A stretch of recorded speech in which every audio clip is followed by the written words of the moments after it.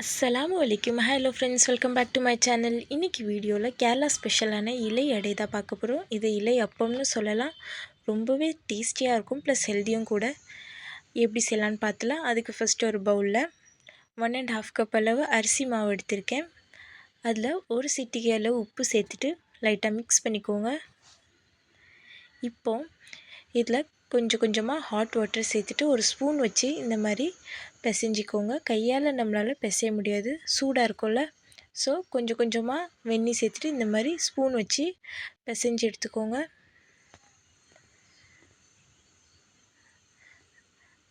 அப்புறம் கை பொறுக்கிற சூடு வந்த பிறகு இந்த மாதிரி பிசைஞ்சு எடுத்துக்கோங்க.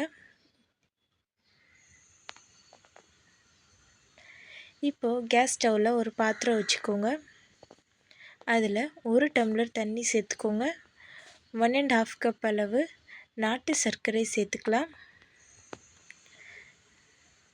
2லேருந்து 3 ஏலக்காய் தட்டி சேர்த்துக்கலாம்.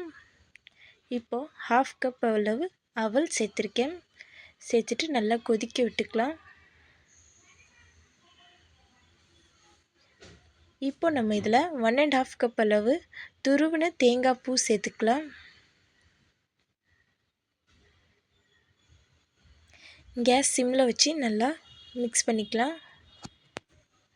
இப்போ இதில் 1 ஸ்பூன் நெய் சேர்த்துருக்கேன்.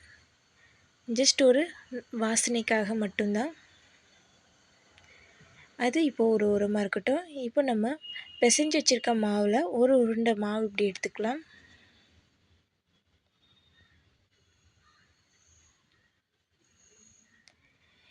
இலையை இந்த மாதிரி இந்த சைஸுக்கு கட் பண்ணி எடுத்துக்கோங்க.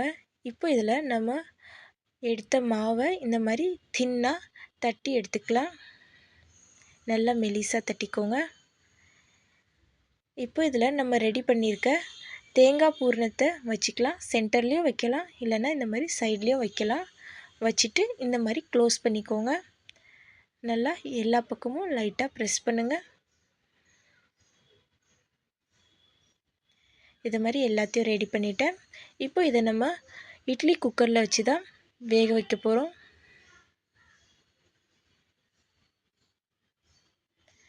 பதினெட்டுலேருந்து 20 நிமிஷம் நல்லா வேக விட்டுடலாம்.